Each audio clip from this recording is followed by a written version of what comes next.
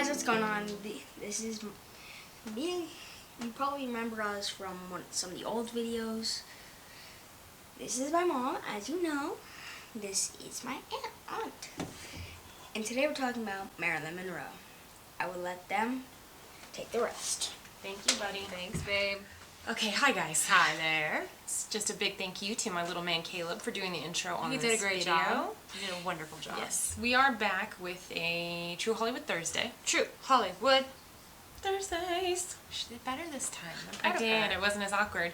And today we are doing the one, the only, as he said, the goddess. The Immortal icon of the beauty. big screen. The glorious, the gorgeous, the talented, the one. beautiful, the sexy. The only Marilyn Monroe. I have this woman tattooed on my body twice. Once right there. Once right there. She does. She has an obsession. She I has have a wall in my bedroom that's dedicated to Marilyn. Jessica even pointed out that I have bath bombs from the Marilyn Monroe beauty brand or something. I don't know. Picked them up at Burlington. Her face was on them. There's a thing with her and this person. She absolutely loves her. So we're going to be talking about Ms. Marilyn Monroe today. Yes, we are. The beautiful, originally born as Norma Jean Mortensen. Norma Jean Mortensen, last name given by her mother.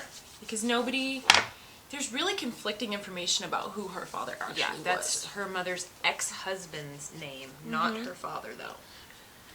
She was born June 1st of 1926 in Los Angeles.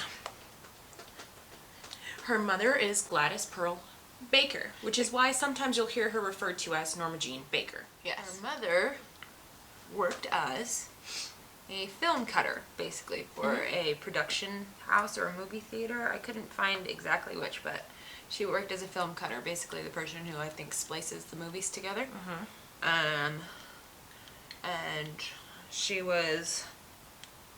had a few issues, definitely. She was not mentally or financially prepared for a To have a child. child, especially not as a single mother. Considering that she already had two children Yeah, from she her had two first children. husband, which I saw a little interesting tidbit. Marilyn did not even know that she had a sister until she was much older, and didn't even meet the woman until she was an adult. That's just a side note.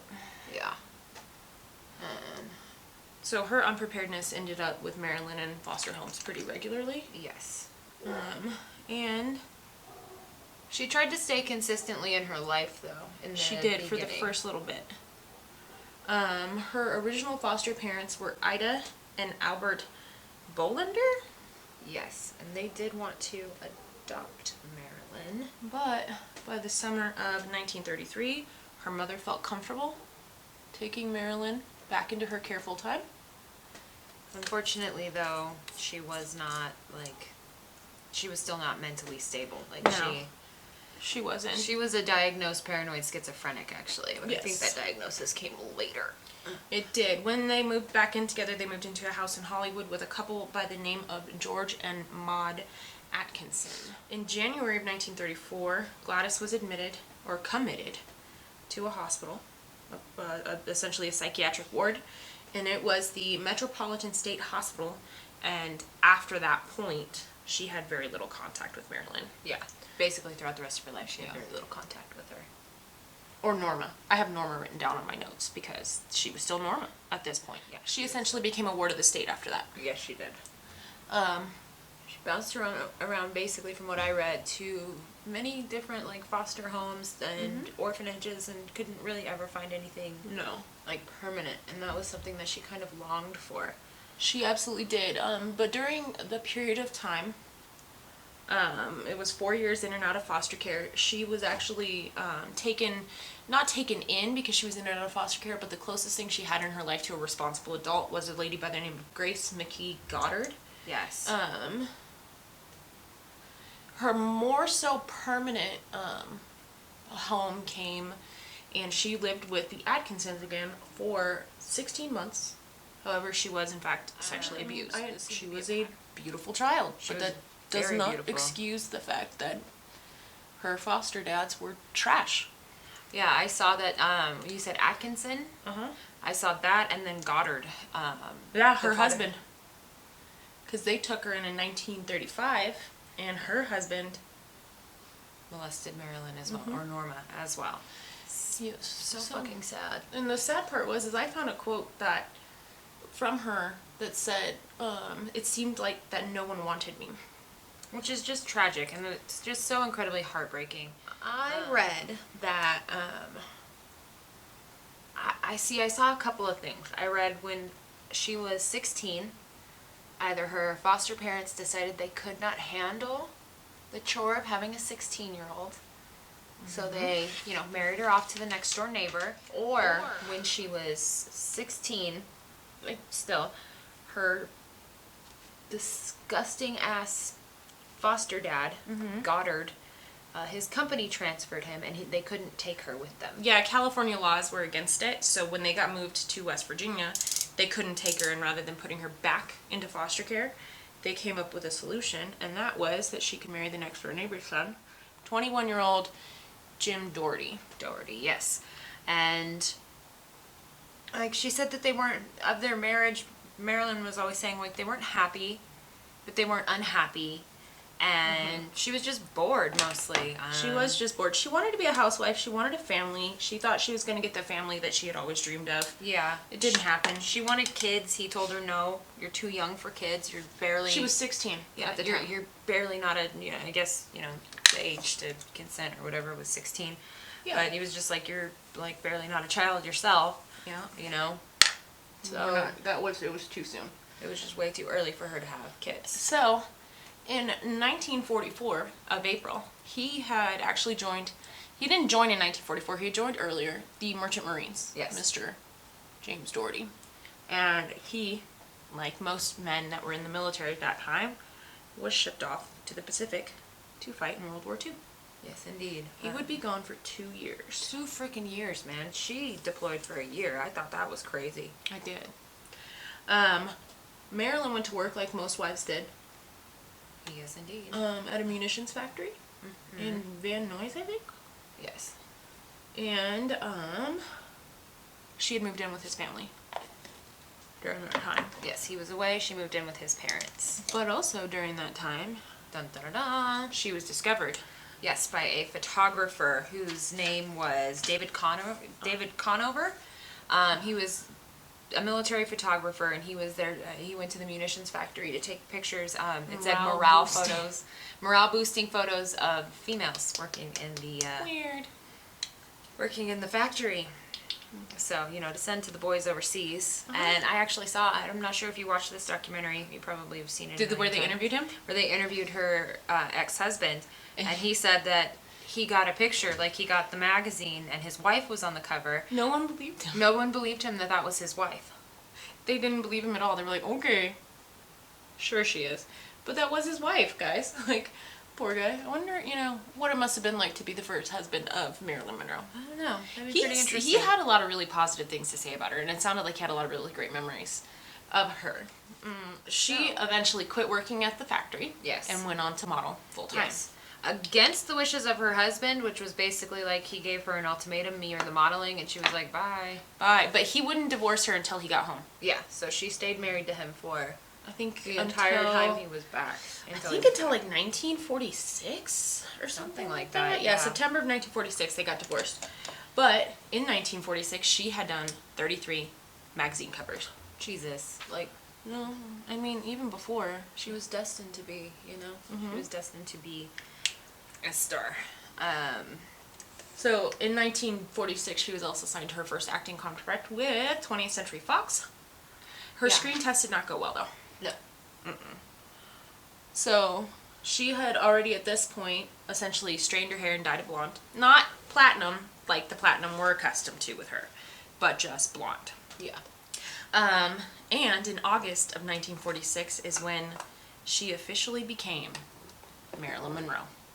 That's so exciting. Yes. They didn't think her name, Norma Jean, was good. Norma Jean Doherty. They didn't think that was, a star name. They wanted her to have something more glamorous. Yeah. So Marilyn Monroe actually comes from, family. Yeah.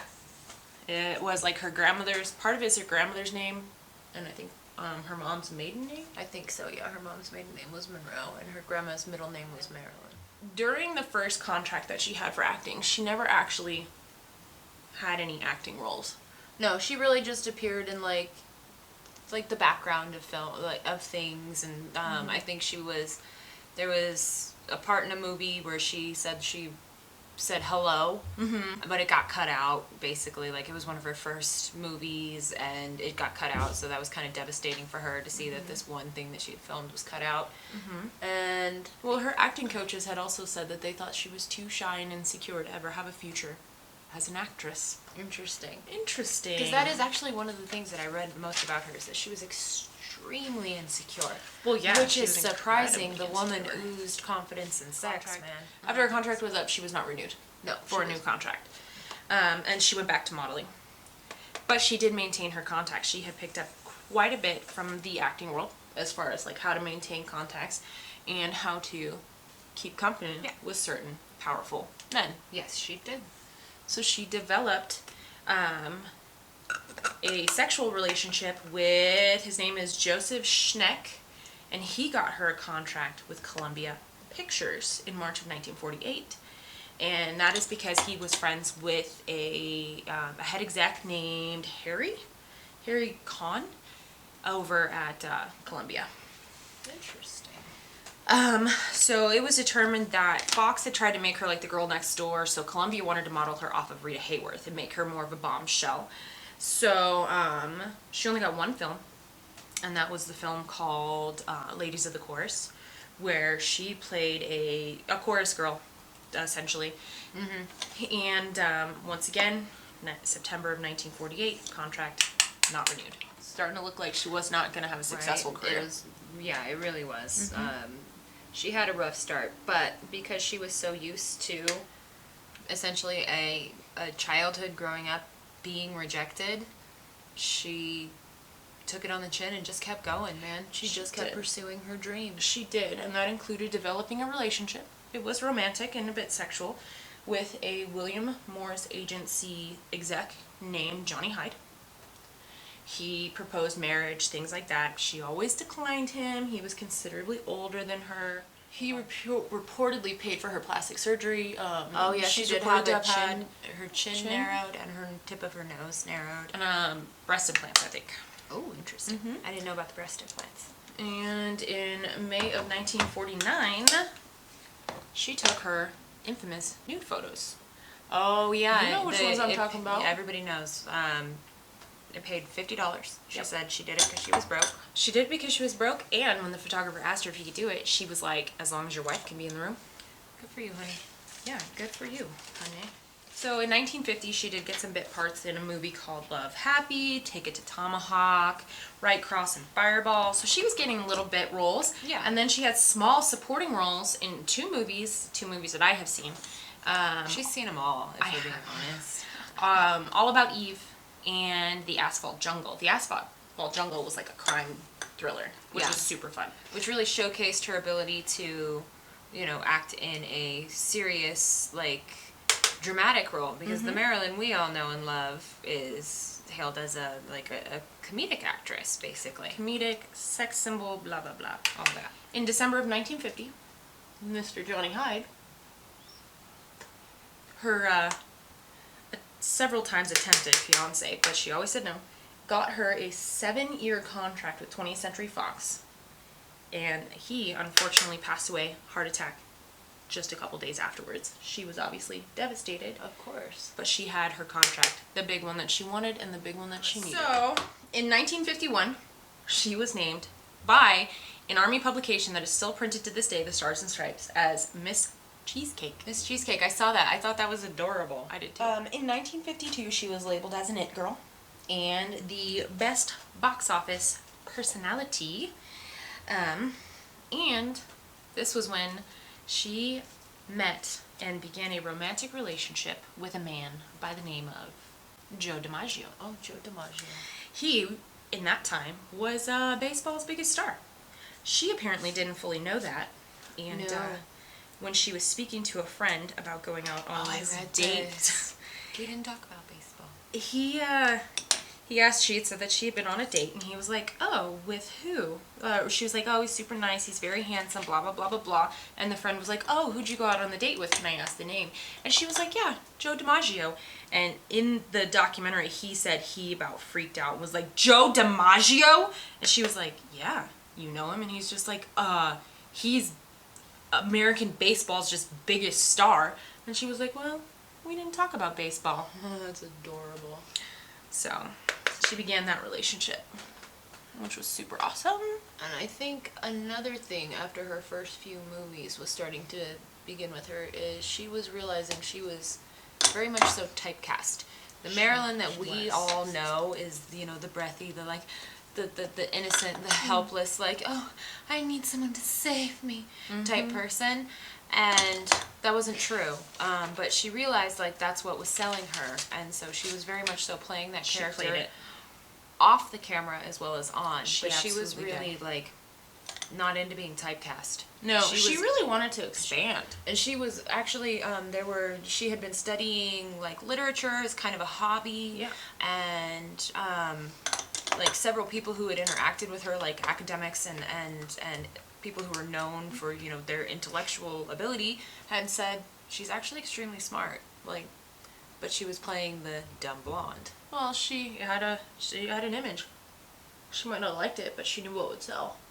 That's very true. Well, in March of 1952, her nude pics were leaked into a calendar. Yes, they were. And she owned it. She straight up owned it. I applaud what she did. She went public, and she was essentially like, look, I was broke. I was broke. I was just starting out. And I needed the $50 friggin' dollars. I needed some money.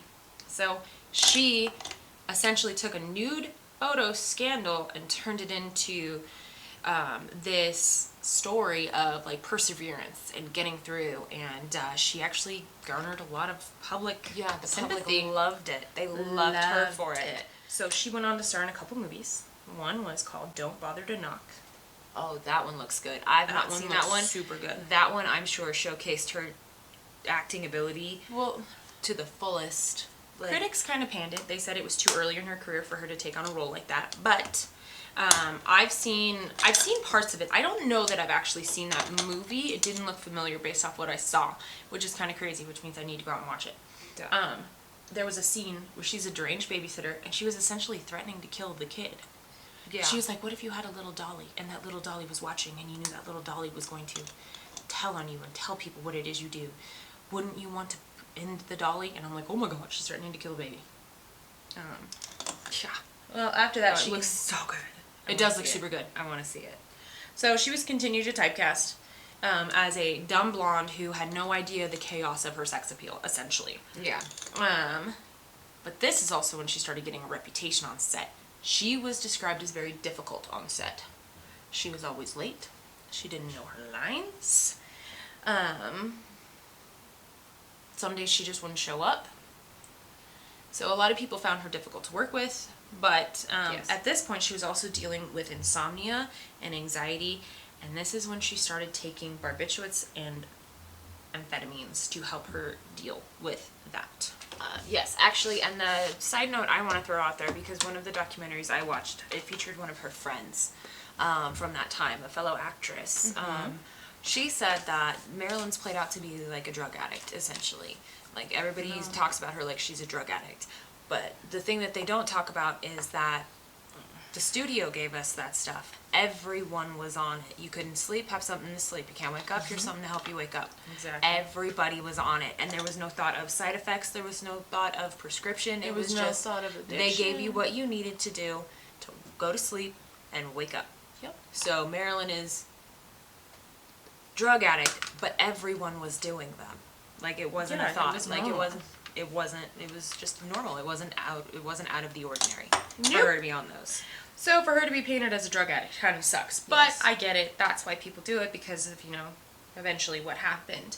But it was also reported that her behavior issues on set was also due to sexism and bullying. Like, she was often very bullied by her directors. She was also faced a lot of sexism because, again, she was typecast. And I mean, she played up the role Of course she of the dumb blonde, but people would treat her as though she was dumb. She wasn't dumb. No, she wasn't dumb. They would like make fun of her, make fun of the way she talked, make fun of the way she walked. They would do everything to like. I think it was that same friend said they would walk behind her and they would just mimic her walk and laugh at her, and she knew they were doing it too, and that sucks. How rough is that? So by 1953, she had released 3 movies, and she was basically top dog. Yeah. She was a top star in Yes, she Hollywood. First one was Niagara.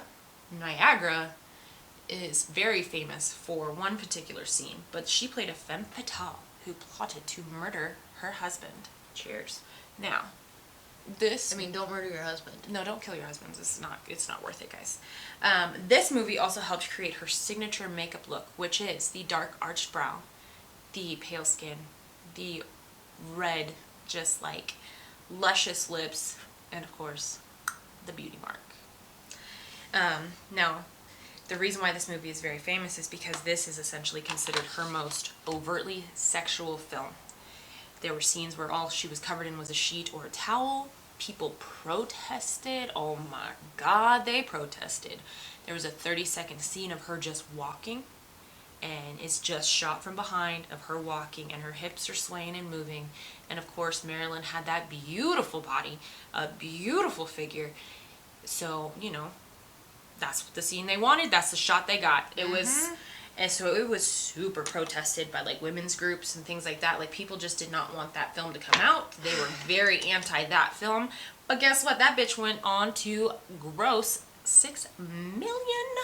$6 million. In 1953. That is an ass ton of money. Yes, indeed.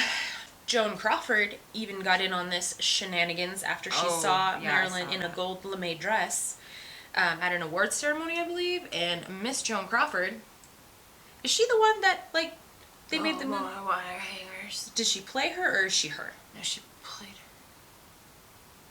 She played her. Okay. Right? She played her. But anyway, she went on to say Marilyn was unbecoming an actress and a lady. Yep, she did say that. She was not impressed with Marilyn's dress. Who cares? She'll be fine. The next movie that Ms. Marilyn went on, look at her freaking out. This is like her This is my favorite movie. favorite movie or favorite Marilyn movie? Favorite Marilyn movie. Okay. Gentlemen prefer blondes. Oh my God, Lorelai Lee. On the head, Quite continental, but diamonds are a girl's best friend. Love it. Oh my God. She starred with Jane Russell as 2 gold digging showgirls. Again, playing the gold digging dumb blonde. But in this movie, I really think that the dumb blonde aspect of it was a play by the character. I think so too, honestly. Because she's like, oh my goodness. I love finding new ways to wear diamonds. Like when she first saw Tiara. I love that movie. That movie is so good. I don't love it like she loves it, but I do love that movie. I could watch it a million times over. She could. I She genuinely probably would. I would. This movie is also what led to her and Jane Russell doing their fingerprint or their handprints and their footprints in Grauman's Chinese Theater. I've been there. I've put my handprints in Marilyn's hands. I sent her a picture of it. You've never been to Hollywood? She's never been to Hollywood. I'm about to go to Hollywood She's about to go to Hollywood. next month. Yeah, she's gonna go. But I've been there. Her hands are small. They are probably tiny. Tiny little hands. This movie grossed $5.3 million. So she was a big draw for the box office. Hell She was yeah. a huge financial asset for 20th Century Fox. I keep wanting to say 21st Century, but I still don't know.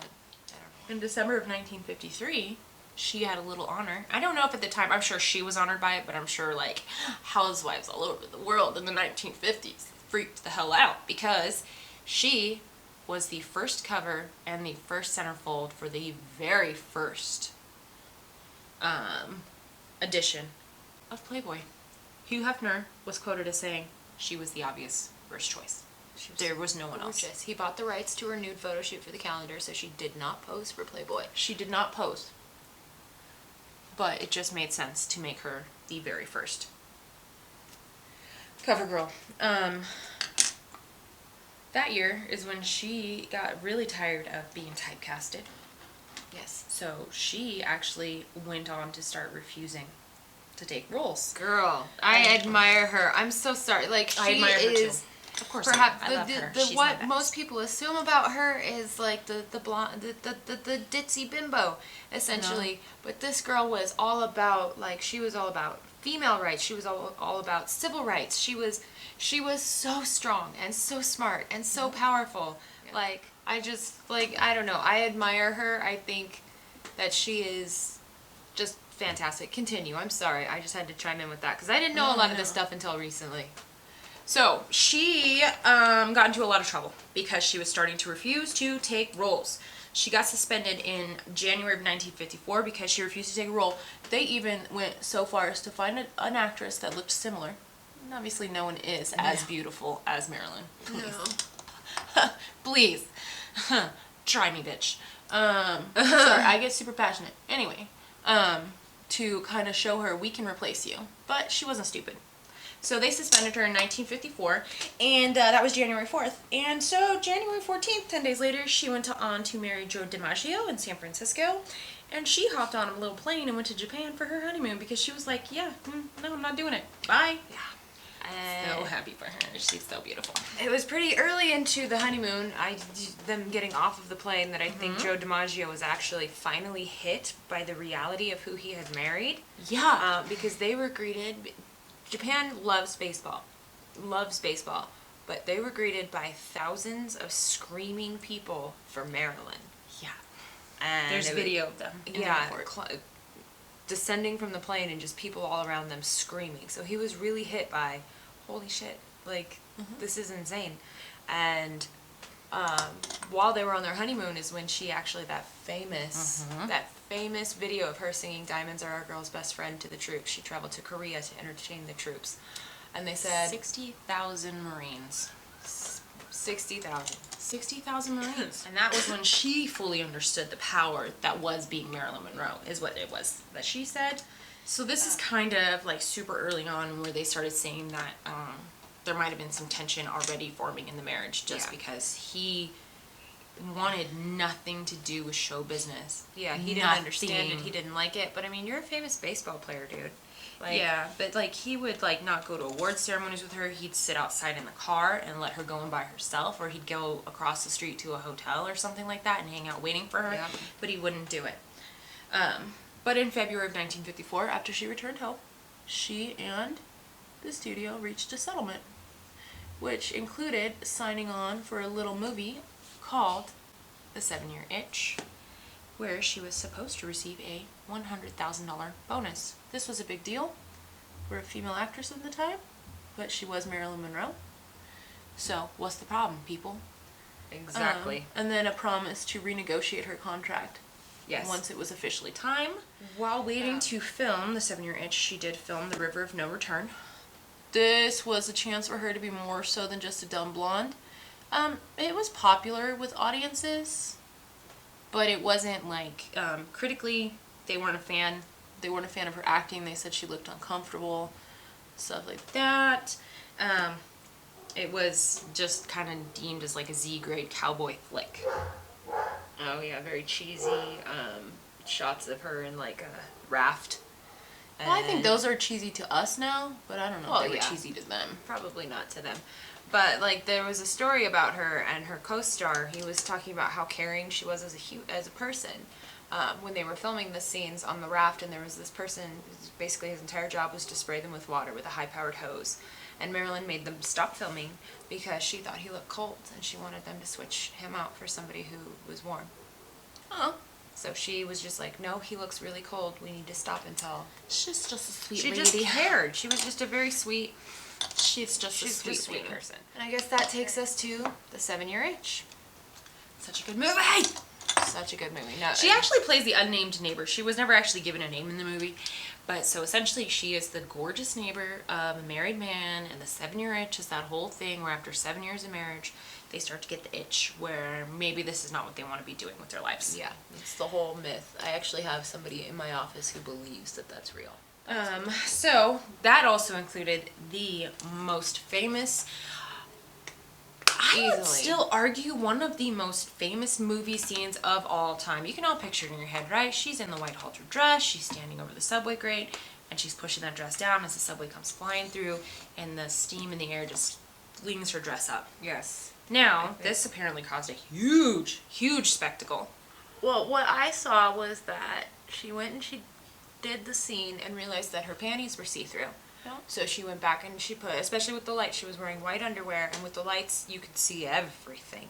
Yeah. And so she went back and put a second pair on. But Well, guess what? It didn't work. Yes, and it caused a spectacle because they didn't have a closed set. It was open. They were open, and so people could see and gather around to watch them film. So people were actually watching this happen, including her husband, Joe DiMaggio, who was not happy at all with the thought of his wife and, well, her vagina just being all out for everybody to see. I mean, I can understand that, but It's not really her fault, you know. They should have gotten her better wardrobe. yeah. So this, you know, It was basically the beginning essentially of the end. marked It was the end. of the marriage. Yeah. The movie did gross $4.5 million, which is super good. Yeah. But there were reports and rumors. No, I don't know if this is true or not. He was super jealous throughout their whole marriage and was very controlling. But there were reports that at this point in time, he actually got physically abusive with her. Yes, but I saw that too. It was said he basically like smacked her around after that, like, and that's, you know, tragic. That's not acceptable. Not acceptable at all. No. So eventually, the marriage obviously ended in October of 1954. It lasted 9 whole months. She cited mental cruelty as a reason for her divorce. If you've seen the video of her standing, I'm assuming with her lawyer, she looks so tragic. She's just so sad. Yeah, like, she looks that was not what she devastated. wanted to have happen in her life. Because, you know, one of the big things about her was she always just wanted a family. Yes. And she really, like, I think when she got married, that was it. She wanted that to be it until she died. Like, she wanted better for worse till death do us part. But she couldn't handle his jealousy. She couldn't handle his abuse, essentially. He was controlling. He couldn't handle her fame. It's just, it was a combination that was never going to work. Yeah. She continued to struggle with her career as far as, not struggle, like, with Finding success. roles. She was doing fantastic. She as was far as struggling roles. to maintain any kind of control. Yeah, and she was continually being typecast, continually being cast as the blonde bimbo, the sex object, essentially. And she wanted more. She wanted to act in serious roles. She wanted to showcase herself as a serious actress. And they just weren't letting her do it. So she went on to open her own production company called Marilyn Monroe Productions with Mr. Milton Green. Which is funny, it's a really funny, like, story. He basically, like, they became friends. He was a photographer, and they became friends. And he lived in Connecticut with his family, with his wife and his daughter, or his wife and his children. I think he had a daughter and a son. And basically, he helped her escape. Yes. It said something about smuggling her, like, they basically took her by, like, fly by night, like, through a plane, like, to Connecticut from LA, and then smuggled her in the trunk of a fucking car so that nobody would know. And it took over a month, maybe longer, for Fox Studios to even realize that she was gone. How do you lose your biggest star? How do you lose your biggest star and not know where she is for a month? Nope. Well, part of it was because she said she was sick and tired of playing the same old sex roles, and Fox had never given her $100,000 bonus that they had promised her. So she was like, bye. She left. And then she spent the bulk of 1955 studying her craft. Yes, she, I don't know if it's considered enrolled, but she joined the actor studio with basically some unknown actors. Yep. Worked side by side with them, and I saw interviews with actors who worked with her in that studio, and they were just like, it was so intimidating. I was scared of her. But she was basically like asked for no special treatment. She asked to be treated like one of them, an unknown actor. Yep. That's where she met Lee and Paula Strasberg. Yes, indeed. So she always had like an acting coach. So she fired that person. And Lee and Paula essentially became her private acting coaches. and almost like parent figures. And during this time, she was dating men here and there, Of course. but she started dating a man by the name of Arthur Miller. Famous American playwright. Anybody? You guys know that? Death of a Salesman. The Crucible. Anything? Cool. Nice. People were kind of freaked out about the fact that she was dating Arthur Miller because apparently, and I didn't know this until I watched the documentary, he was under investigation by the FBI. So they opened a file on her. He was far left leaning. The Anti-American something committee? I don't know. Yeah, he was basically like he was under investigation for communist He's sympathies. a communism. What? He's a communist. That's what I meant. So they were investigating him for communist sympathies and, you know, McCarthyism, all of that nonsense. Like so many people during that time. So the FBI did open a file on Marilyn just because she was dating him, so was she the same, blah, blah, blah. Yeah. She did eventually renegotiate her contract, though. Oh, yes, and that With was actually thoughts? when she basically made them promise that they would work on, I think it was 4 films guaranteed with Marilyn Monroe Productions, with the option to do more. She was allowed one per year, Yes. from what I read, which is cool. But it also gave her decision-making power over directors, cinematographers, projects. She was allowed to pick what she was going to do. It was no more trying to force her into doing a project that she did not want to do. Yep. And they couldn't suspend her if she didn't want to do it. She took them bitches by boss. Goddamn right. And they Get gave 'em, her girl. what she Fucking wanted. dumb blonde my ass. In June of 1956, she married Arthur Miller. They had a religious ceremony that they had, you know, basically showcased and everything. But what they didn't tell anybody is that a few days prior, they actually did have a civil ceremony. So they were already married. Sneaky, sneaky. So he was Jewish. Yes, she had to convert to She did Judaism. convert to Judaism. A lot of people thought they were a mismatch because he was a big brain and she was, you know, he's a big, powerful playwright. And she was this Hollywood superstar. Yeah. She was the dumb blonde. I saw it said The headline? Egghead weds hourglass. That's so classy, guys. It's like she was so much more than that. All this time she had been working with charities. She was doing, like she was an activist for civil rights. She was an activist for women's rights. She was all of these things, and they just saw her as the dumb blonde. She was a businesswoman. She opened up her own fucking production company. Like she owned 51%. Like she owned 51% of that company. Yep. Like her Milton Green owned 49. Like it was like what? She was really praised for that eventually, though. People like wrote articles about it and was just like, she friggin' showed them, didn't she? Which is amazing. She went on to continue having successful movies, to include a movie called Bus Stop, which, Bus Stop, sorry. That movie I want to see. That looks cool. Her accent in that is really cool. Yeah. So she did Bus Stop, which was successful. It earned $4.25 million. Yeah. She's just earning millions, guys. She's in the just earning 50s. millions. She is rich. Then The Prince and the Showgirl with Laurence Olivier. Which was actually like Not successful. not successful because there was no chemistry between her and Laurence Olivier. Arthur Miller didn't think that they should have gotten Laurence Olivier to play opposite her. But that was his role from Broadway anyway, so Yeah. he just took the role. Yeah. Part of the problem, though, with him was that they did not get along. Yeah, her they and did. Laurence Olivier. They did not get along at all. Because all he told her was that all you have to do is be sexy. So, you know, the typecasting and the stereotypes and blah, blah, blah. But the reviews of that were essentially like she acted him off the screen. Like she kicked his ass as far as who stole the show. How you It like was me her. now, screen legend? Rumors are that in mid-1957 she was pregnant. And that Yes. she did, in fact, miscarry the baby. Yes.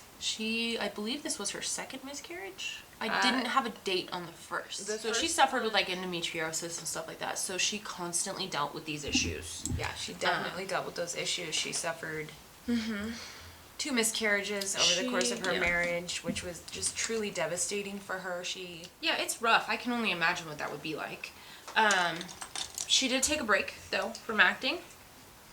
And when she returned in 1959, she started to film in the month of March a little movie Do y'all know what this one is? Some Like It Hot. Some Like It Hot. Now, again, she was cast as a dumb blonde. She did not want to take the role, but Arthur Miller encouraged her to do so. Yes. He liked the role. She was going to be working with Tony Curtis. She was going to be working with Jack Lemmon.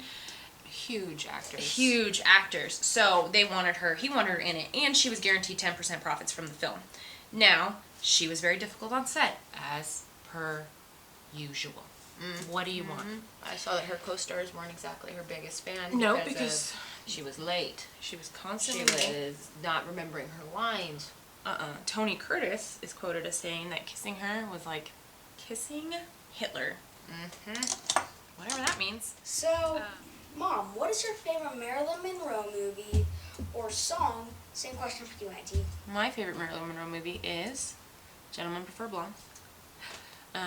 One we haven't talked about yet is How to Marry a Millionaire, which was super good, but my favorite song is in Gentlemen Prefer Blondes, and that is Diamonds Are a Girl's Best Friend.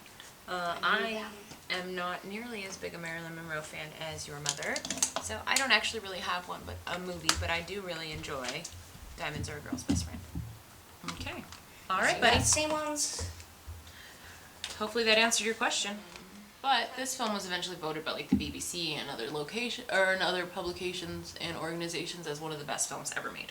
And it really is. It's an excellent movie. So good. She filmed another movie in 1959 called Let's Make Love. That is rumored to have been that she had an affair with her co-star, Yves Montand. She was not very secretive about this because also what was going on was Mr. Arthur Miller was becoming extremely, like Joe DiMaggio, very controlling and very much so like Why can't you he just was let her possessive do and her? Jealous, right? Like I don't understand it. I mean, I guess if you're married to Marilyn Monroe, you're probably scared you're gonna lose her at any point in time. If you're gonna act jealous and possessive, like probably are. You probably deserve to. So she basically was not keeping it a secret. Like it was an unspoken non-secret that she was sleeping Everybody with her knew. co-star. Yves Montand. Have you seen pictures of him? I'm pretty sure he was pretty hot. So go her. Then the last film that she ever actually completed is The Misfits. Arthur Miller was pretty heavily involved in the writing and the production of this film. It was with Clark Gable. Yes. Clark Gable, she was again difficult on set. Clark Gable was quoted as saying, "My God, this girl is going to give me a heart attack," or something like that. And then tragically, shortly after filming, I think it was like 2 months. he died of a heart attack. She felt awful, called his wife, and his wife was like, he never said anything but wonderful, beautiful things about you. So, during the filming of this movie, though, she did experience a lot of health issues, which again continued her drug use. She was very much so into drugs. Yeah. At this point, she was taking pills every day. I think I saw like 3 to 4 every day to go to sleep, 3 to 4 every day to wake up. It was pretty intense. She separated from Arthur Miller right after filming and divorced him, got a quick divorce in January of 1961 in Mexico. Yeah. But also in 1961 she faced a lot of health issues where she, her weight was fluctuating a lot.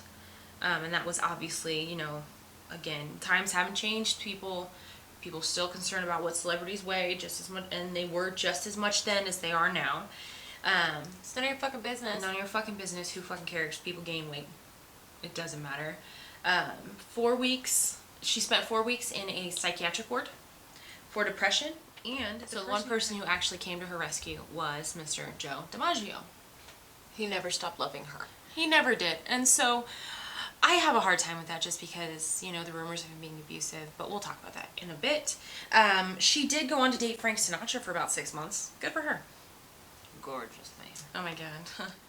In 1962, she began filming what would be her final film. It was never completed, and that is Something's Gotta Give with Mr. Dean Martin.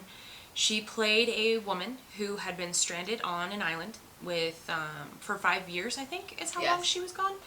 And this one was a hard one for her to film. Number one, she was, again, difficult on set. She couldn't remember her lines. She wasn't showing up to set. What I saw was that she was actually, right before filming began, she came down with sinusitis. And despite the fact that doctors verified, basically the studio came out and was like, she's lying. Yeah. Great. because she's difficult. She's lying. And So it's like, they wanted her to delay, but she did not delay. Yeah. The production. Yeah. She had a hard time with this though because of her possible miscarriages. The children that she was supposed to be interacting with, there are videos, candid videos of her interacting with these kids. And it's so cute. It's so sweet. But she did have a hard time because if her children had lived, this would have been about the age that her children would be. Yeah. So she did struggle a bit. The film never ended up getting made or completed. They did fire her. It was devastating for her. Yeah, they sued her for $750,000 in damages to the film. They regretted it. They attempted to renegotiate the contract. It never happened. During this time frame, she had also bought a house in the Brentwood neighborhood of Los Angeles, and the address is very public because it is a very famous house. Yeah. Hello, Daisy. Daisy's here. And that is 12305 5th Helena Drive in Brentwood, California. Yes. On the night of August 4th of 1962, her housekeeper, Eunice Murray, stayed over. Yes. She claims to have woken up at 3 o'clock in the morning. She saw a light on in Marilyn's room. She couldn't get any sort of a response from her, and the door was locked. So she called Marilyn's psychiatrist, Dr. Ralph Greenson, who showed up and actually broke into the room. Through a window. Yes, he saw her laying face down on her bed, naked, and he attempted to break in. Or he did break in. He broke the window. Yes. To get in. And then they called the doctor, Dr. Engelberg, who arrived at 3:50 a.m. and pronounced her officially dead. Yes. And then the police were finally called at 4:25. What took you so long? See, the thing that makes me okay. We're gonna get into it now. We're getting it. Yeah, we're getting towards that. No, we're gonna go over her funeral and everything because this is so sweet. She was pronounced dead, obviously, of a probable suicide. She had overdosed on barbiturates, sleeping pills, and champagne, essentially. So Joe DiMaggio actually was the one to arrange her funeral. One of the people, I guess he was an attendant at the morgue, said that he had never seen somebody so grief-stricken in his entire life. He came in and was just sobbing and no, and because he loved her, that was the love of his life. And so he arranged her funeral. It was held at Westwood Village Memorial Park Cemetery, and he closed it off from the public. It was completely private. It was only her friends and family and some studio people who were allowed to be there. And For years and years. Basically up until his death, Joe DiMaggio made sure that there were always fresh flowers on her grave. He loved her, and he never remarried. Never remarried. That was it for him. Marilyn was it. And that's why I kind of have, maybe a hard time with the whole abusive thing. Maybe he was a bit controlling. I'm sure most men were of their wives in that time. The men were the It's not boss. an excuse. They shouldn't have done it, but it Obviously, was the way things were. That's the way things were. So I can't fault him for living in the times, basically. So yeah, let's get into it, dog. Okay, I really only went over one. mother truckers killed her. She was murdered. That's it. I'm done. No, I'm not done. But that's my belief system. I don't know where I stand on this, much like They our killed other her. one. I don't know where I stand on it. They killed her. Them. I have a hard time with it because, one of the first officers on the scene of her suicide, I'm not going to say crime, said that he found it really really suspicious because there was nothing to, there were empty pill bottles everywhere, but there was no water, and she was apparently locked in her room to the point where somebody had to break in through a window. So, and I'm guessing she didn't have a bathroom in her room because that would be the obvious thing. Well, she just from water from the sink, but there was no bathroom. There was no cup for her to have water to take these pills. So, what did she do? All right, I have the answers to all these questions here, my dears, my friends. All right, so we didn't really talk about this during the life portion of the video, but we're going to talk about it right now. Alleged. First of all, alleged that she had an affair with JFK and with Robert Kennedy. Whatever. She was with both of them. You could She had an affair with JFK. You could see it when she went to do his Happy Birthday, Mr. President, that very famous No, I event. saw that they slept together once, and it didn't mean anything to either of them. She was actually in love with Robert Kennedy. No. That's a silly thing. She had what was called the Red Diary. Red Diary. People around her have seen it. They seen it. Someone was with her when she bought it, and apparently it spilled all the secrets of her affair with JFK. Yeah, she slept with Robert Kennedy too, but JFK, she thought he was gonna leave Jackie O. She thought she was gonna be the first lady. And when that didn't happen and he started panicking, thinking, oh my God, what have I done? She threatened to go public. She was gonna hold a press conference and essentially read to everyone the Red Diary. A couple weeks later, she died. What? Because she was all like here in, actually Lake Tahoe. Just up a little bit of ways away. State line, Lake Tahoe, at a resort. I believe it was the Calneva. And she was going around, like, apparently telling people that she was going to do this. Press conference, I'm Marilyn Monroe. They can't treat me like this, blah, blah, blah, blah, blah. Yeah. Then there's another theory that because she was threatening to do this, well, this all ties in together to the same theory, really. I have another theory to go over, too. Okay, well, That I like. let me finish my Kennedy theory. It's the Kennedy theory. Is it? Yeah. What else? Are you talking the mob? No, I'm not talking the mob. Oh. I have a good What's one. yours? It's really good. It's really good. I liked it. It seems really improbable, but I really enjoyed it, so I really focused on Did that Jackie one. O do it? No, she didn't do it. Okay, so Marilyn had slept with JFK, had fallen in love with Robert Kennedy when JFK was worried that Marilyn was going to spill the beans. So he sent Robert Kennedy, and they ended up falling in love. And so she started sleeping with him. He's also married with children. She was also, in this theory, sleeping with her therapist, and he often recorded their sessions. And one of the people in the documentary I watched said that he listened to a tape of one of her therapy sessions that included them having sex. So, she was being abandoned by JFK, who she didn't really give a shit about. But she loved Robert Kennedy, and had promised her that he was going to marry her. It was all pillow talk. And when he realized that she was more serious than he was, he tried to break it off. Mm-hmm. And so that was when she was like, I'm going to come clean about everything. So the Kennedys got in touch with her therapist. This is fantastic. Got in touch with her therapist and said, basically, like, she's going to expose all of us, including you. You're going to lose your license. You're going to lose your wife. You may go to jail because this is a crime. Your patient is unstable and you're having sex with her. And so basically, she met up with Robert Kennedy. He came to her house on the day that she died, and they had tea and they talked, and he basically left. Like, they argued, broke it off with her. He left. He came back a few hours later and was looking for her in her guest house for the Red Diary. And she went out and confronted him and was just like, what the hell are you doing here? He had a couple of aides with him that kind of restrained her, and essentially she was knocked unconscious between them trying to smother out the sounds of her screaming. She was knocked unconscious. And ambulance was called by her housekeeper, who discovered her after they left. Ambulance was called by her housekeeper. Her therapist was called by her housekeeper. Ambulance and therapist showed up at the same time. They were able to revive her.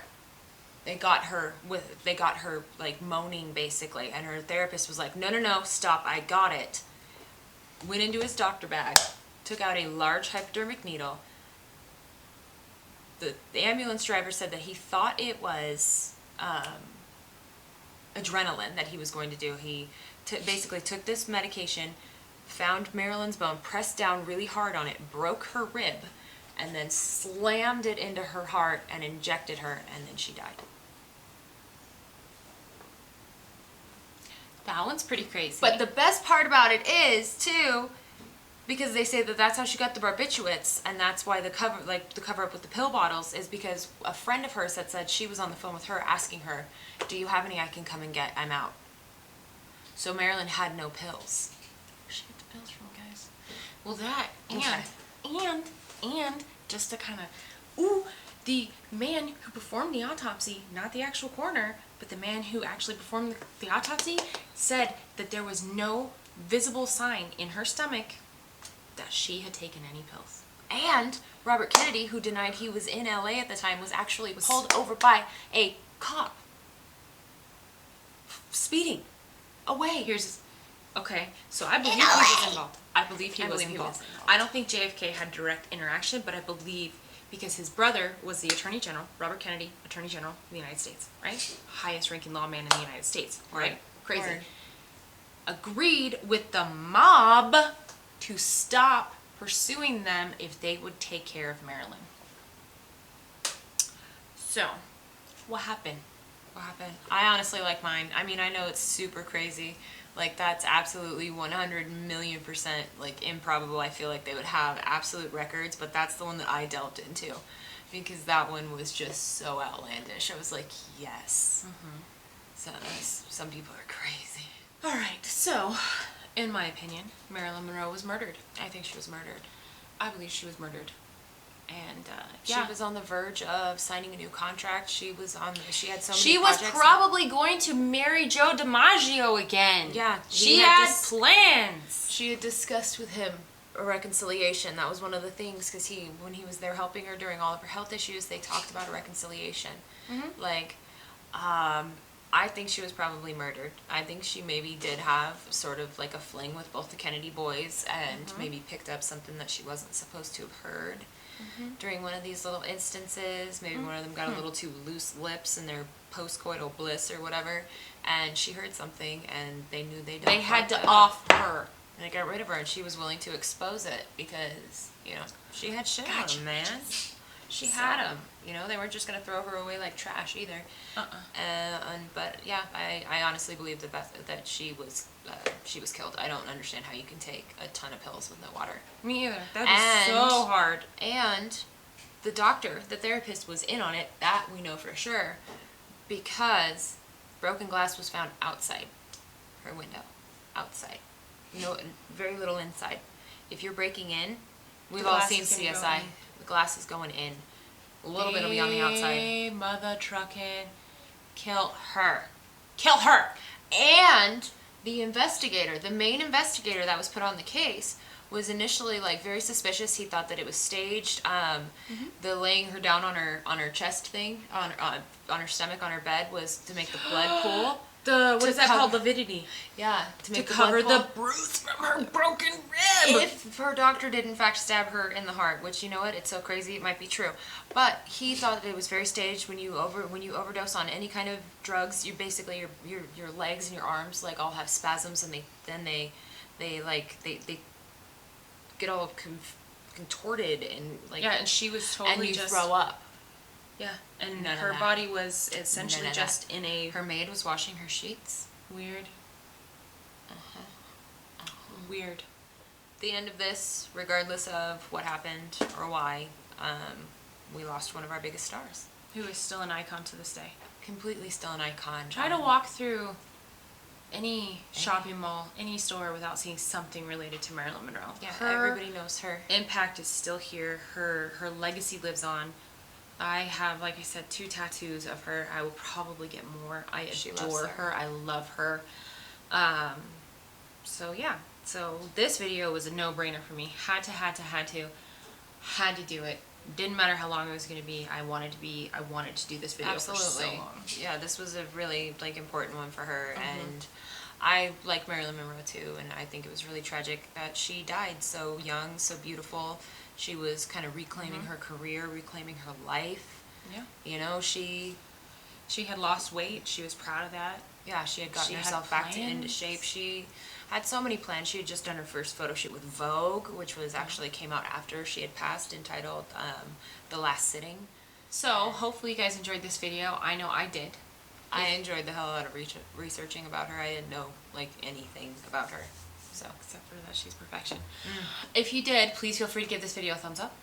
Click that subscribe button down below if you haven't done so already. And we will see you guys very, very soon. Very, very soon. In the next one, guys. Bye, guys. Bye, guys. Bye, guys.